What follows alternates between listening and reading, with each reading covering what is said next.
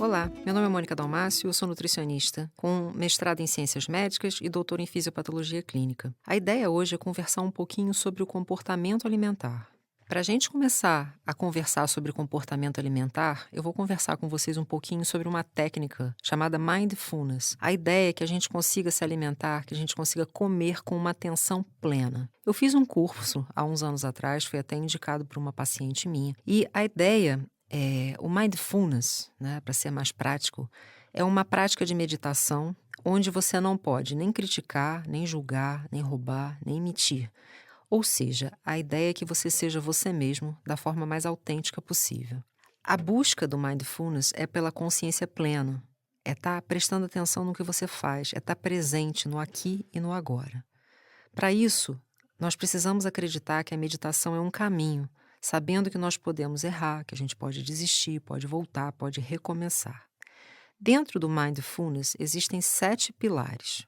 O não julgar é porque você vai estar num grupo, ou talvez você esteja sozinho.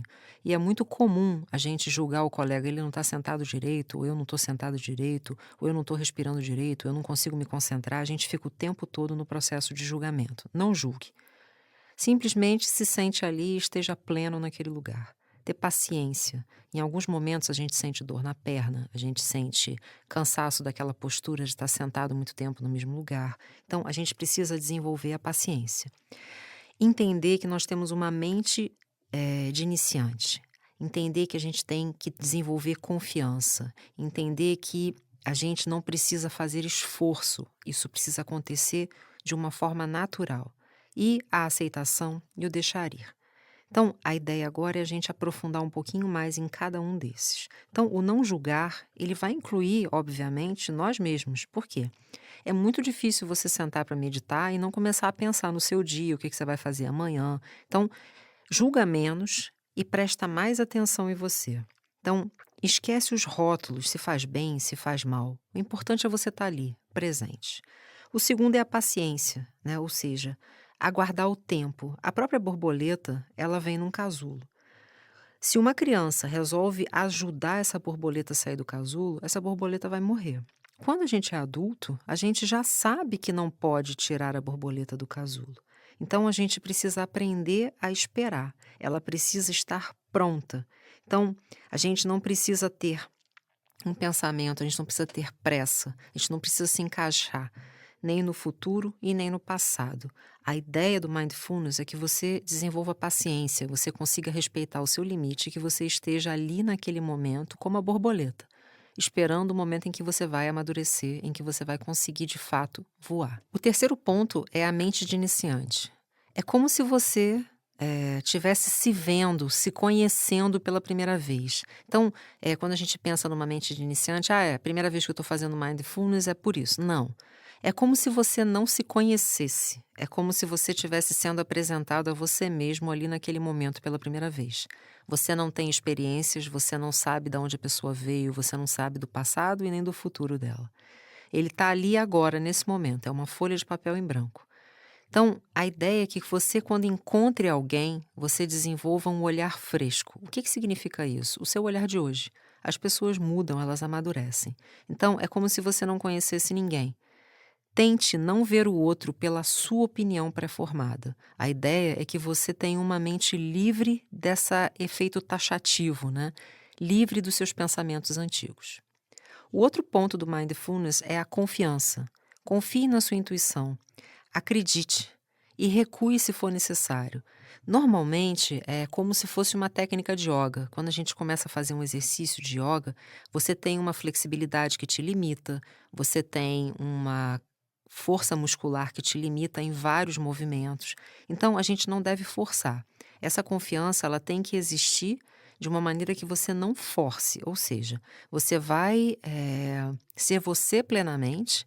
Você não vai pensar que ninguém é melhor ou pior do que você e você vai passar a adquirir a responsabilidade sobre a sua vida.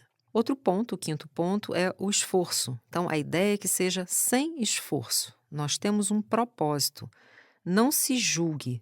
Eu vou meditar para ficar calmo. Eu vou meditar porque eu quero trabalhar mais. Isso é um objetivo, isso é um julgamento. A ideia é que você Simplesmente esteja ali fazendo bem para você mesmo naquele momento. Não busque nenhum tipo de resultado. Viva, respire e esteja ali plenamente naquele momento. Outro ponto importante é a aceitação. Então, não se engane, né? Se você está sentindo dor, se você está acima do peso, aceita. Simplesmente não faça força para não aceitar qualquer coisa que você critique em você mesmo. Isso, quando você está criticando a você mesmo, você está gastando muita energia. E essa energia, ela aumenta a tensão. A gente gasta muito mais tempo negando, né, do que a gente gasta de tempo com atitudes positivas. Então, mesmo que você esteja fazendo alguma coisa no momento que você não goste, é importante que você se dedique a isso e que você busque uma solução dentro de você mesmo. A responsabilidade é sua e não do outro. O sétimo ponto dentro do Mindfulness é o deixar ir, é o let it go em inglês, né? É o desapego. A gente tenta o tempo todo prolongar os momentos agradáveis. E a gente tenta se livrar dos momentos que são desagradáveis, mas é igual aquela história, né? Se eu falar para você agora, não pensa no cavalo branco. A primeira coisa que você pensa é no cavalo branco. Então, a ideia é que a gente tente aproveitar o máximo possível, a viver a nossa vida sem nenhum tipo de julgamento. Assista a sua vida como um telespectador. Deixa ir, não é verdade? É como se você estivesse em busca de uma noite de sono, né? Quando você está bem, você consegue descansar, você dorme. Se você está preocupado com um problema, ou seja, uma preocupação, você não consegue dormir. E isso traz todo um desgaste para o nosso corpo. O objetivo agora, dentro do Mindfulness, é você desenvolver uma vida sem reatividade. Ou seja, eu vivo o meu momento, eu sou responsável pelo que acontece comigo, coisas boas e coisas ruins vão acontecer, e eu passo a viver plenamente o hoje. Dentro dessa filosofia surge o Mindfulness Eating, ou seja, é a versão desse mesmo esquema da meditação, da presença, da responsabilidade sua e plena naquele momento, sem planejamento de futuro, sem olhar para o passado, voltado para a alimentação. É comer quando sentir fome, com atenção plena àquilo que você está mastigando. Então você vai se alimentar, de preferência num lugar sentado, onde você tem uma boa iluminação, sem televisão, sem celular, sem nenhum tipo de debate, sem nenhum tipo de ambiente árido no momento em que você vai estar se alimentando. Aprecie o que você está comendo atentamente. Observe o que o seu corpo está sentindo. Nós liberamos vários hormônios. Se você não está atento ao seu corpo, provavelmente você vai comer mais do que precisa ou não vai estar atento à qualidade daquilo que você está se alimentando. Dentro dessa linha existem os pilares do comer intuitivo. Ele foi elaborado por 2 nutricionistas americanas para diferenciar a fome do corpo, que é uma fome fisiológica, da fome emocional. É um trabalho científico que, junto com a nutrição comportamental, ajuda o paciente a ter mais consciência a respeito do próprio corpo e da alimentação. O pilar 1 é a permissão para comer. Ele tem que vir de forma incondicional, sem alimentos proibidos. Dessa forma, não há culpa. O segundo pilar é comer para atender a necessidades fisiológicas. A comida, ela tem uma ligação emocional. Existe uma relação com o comfort food, ou seja, aquela comida que te acalma, que te acalenta a alma, que é aquilo que nossa mãe fazia, era aquilo que a gente comia para comemorar, era o dia de festa. A fome emocional, ela é para confrontar os momentos difíceis. Ou seja, quando nós não conseguimos resolver um problema porque eu estou cansada, porque eu estou infeliz, seja por qualquer outro motivo, eu acabo associando essa fome emocional, né, aos momentos difíceis, onde eu não consigo resolver porque eu estou cansada, porque eu estou sem vontade. E isso faz com que eu tenha uma gula, ou seja, eu vou correlacionar a alimentação a um processo que não é a minha fome física. Eu estou me alimentando por conta de um excesso alimentar em busca de uma solução de um outro problema, que não é a fome. Então, nós temos uma série de coisas que vão mostrar que essa fome realmente é física. Entre elas, se eu estou com o estômago vazio, primeiro, ele ronca. Segundo, eu tenho dor de cabeça. Eu tenho sintomas, eu tenho fraqueza, eu tenho muitas vezes náusea, porque eu estou realmente sem nutrientes. Quando eu tenho outro tipo de fome, né, quando eu estou insatisfeita emocionalmente, normalmente eu como porque eu tive um dia difícil, então eu mereço. E normalmente a associação ao eu mereço, ela está ligada a alimentos ricos em açúcar e cheios de gordura. Os problemas que a gente está passando na vida, eles não vão sumir simplesmente porque eu estou comendo um doce ou alguma coisa, um sorvete, alguma coisa gordurosa. Então, a verdade é que se eu estiver associando eu mereço a algum tipo de alimento, talvez eu esteja me alimentando de uma forma errada e não porque eu tenho fome. Fique atento e preste atenção nos sinais que o seu paciente vai mostrar para você. O terceiro pilar é a atenção realmente aos sinais de fome e saciedade. Se você tem um sinal biológico de fome, ou seja, dor de cabeça, a barriga literalmente roncando, isso significa que você precisa parar e dar atenção ao que o seu corpo está te dizendo. Outro ponto extremamente importante é parar de comer quando você estiver saciado. Não adianta você estar sentado na frente da televisão e comer, comer, comer de uma forma compulsiva. Ou sai com os amigos e nem está com vontade de comer, mas está todo mundo comendo naquele encontro social e você acaba comendo mais do que precisa. É importante que você se conecte com o seu corpo, preste atenção nos seus sinais, saiba a hora de começar a se alimentar e, principalmente, saiba a hora de parar de se alimentar. Existem os 10 princípios da alimentação intuitiva. O primeiro deles é rejeitar a palavra dieta. A dieta ela é uma restrição, seja por questões estéticas ou por saúde. A gente vai trabalhar com o que o Conselho Federal de Nutrição recomenda, uma reeducação alimentar, um projeto alimentar, mas não mais a palavra dieta. O segundo é honrar a fome. A gente não pode ter medo de sentir fome. O ser humano sente fome várias vezes ao longo do dia. O terceiro é fazer as pazes com a comida. Pare de julgar se o alimento é bom ou ruim. Esse é outro ponto extremamente importante. O quarto é desafiar o seu policial alimentar. A nossa mente fica o tempo todo avaliando, julgando e culpando. Então, você começa a prestar atenção que você está gastando muita energia no tempo e no processo de se policiar. O quinto é sentir saciedade. A partir do momento que você sente que seu estômago está pesado, que você não tem mais vontade de comer, que aquele alimento já não tem mais o mesmo prazer inicial, é a hora de parar. O sexto é descobrir satisfação. O prazer da comida gostosa, ele vem de uma comida bem feita, ele vem de temperos e não necessariamente de sal, açúcar e gordura. Existem vários alimentos saudáveis que, quando são bem preparados, são extremamente saborosos. O sétimo é lidar com as suas emoções. A gente não deve usar a comida no esquema do eu mereço. Então, a partir do momento que você acha que você merece, é melhor você sair para dar uma caminhada, é melhor você ligar para um amigo, é melhor você procurar um esporte para fazer, é melhor você sair de casa do que você ficar focando a sua emoção num prato de comida ou em guloseimas. O ponto 8 é respeitar seu corpo. Aceite quem você é hoje.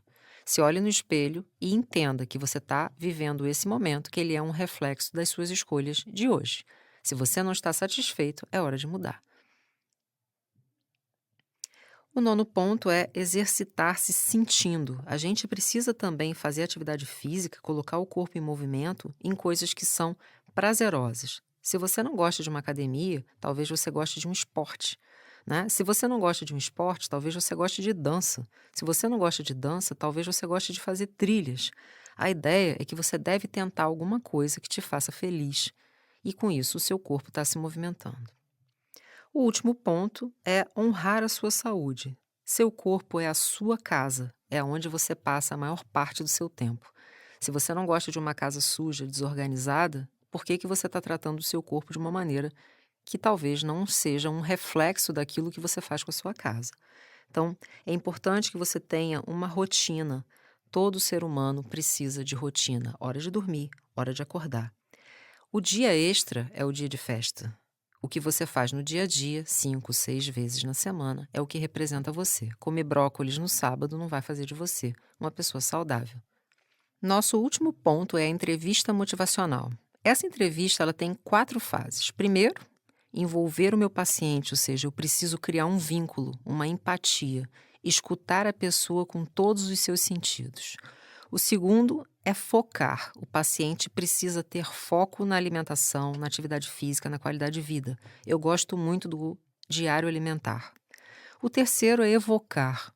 Seria lembrar da sua vida, colocar no papel as suas fases. Então, seria importante você fazer um trabalho com seu paciente onde Como é que você era na sua infância? Como é que era a alimentação da sua família? Coloca no papel para mim. A partir de que momento você ganha peso? O que que você gostava de comer? Você já fez várias dietas? Qual foi o momento em que você teve mais magra? Como é que você estava se alimentando naquele momento? Você estava morando com seus pais? Você estava casada? Onde você estava? Como é que você estava se sentindo naquele momento em que você estava mais magra? Então, a partir desse momento, a gente consegue entender melhor o paciente, ou seja, evocando as lembranças sobre a história da vida desse paciente, para que a gente consiga encontrar uma solução. O quarto ponto é planejar. Todo mundo precisa de metas. É preciso criar uma motivação intrínseca, ou seja, uma motivação que venha a fazer parte do paciente. E lembrando sempre que devemos incentivar o paciente dele enxergar que ele é a sua melhor casa, ele mora dentro do próprio corpo. Os cuidados importantes que a gente tem que ter com as palavras, né? Não existem alimentos bons ou alimentos ruins, porque existe um processo de modismo. Então, o ovo já foi horrível. Agora o ovo está liberado. A berinjela era miraculosa. Agora não se fala mais em berinjela. A tapioca era comida de nordestino, era uma comida de alto valor energético. Agora a tapioca está na moda. Então, o paciente que fica focando nesses alimentos da moda, ele está sempre com a sensação de que ele está fazendo alguma coisa, ou de muito bom, ou de muito errado. É preciso que a gente foque no paciente. Na verdade, o paciente não pode acreditar que ele está investindo todo o dinheiro que ele tem num alimento que vai ser um milagre. Ele precisa entender que a alimentação é um todo, não é um alimento único. É estar saudável, uma escolha de vida, fazer exercício, viver bem. Ele tem que estar com a sensação de que ele está em paz com a comida. A comida não precisa ser nem alguma coisa muito boa, nem alguma coisa muito ruim. Ele precisa estar atento ao corpo, às emoções. A nutrição é uma ciência, não é um modismo. A gente precisa buscar estabilidade, hábitos, tudo que você faz no dia a dia e fugir do efeito sanfona. A palavra dieta, ela te liga ao emagrecimento rápido e ao ganho de peso na mesma velocidade. O que a gente precisa é mudar o setup, mudar lá dentro da cabeça do nosso paciente, ele começar a entender e enxergar que ele precisa ter qualidade e uma mudança que vai durar. Ou seja, não vai durar o mês que eu vou emagrecer. Isso vai ficar por 1, 10, 20, até o final da vida dele. É uma mudança no estilo de vida. Foi um prazer estar aqui com vocês. Eu acho que a psicologia ela não pode se separar da nutrição em momento nenhum. Bons estudos e a gente se vê.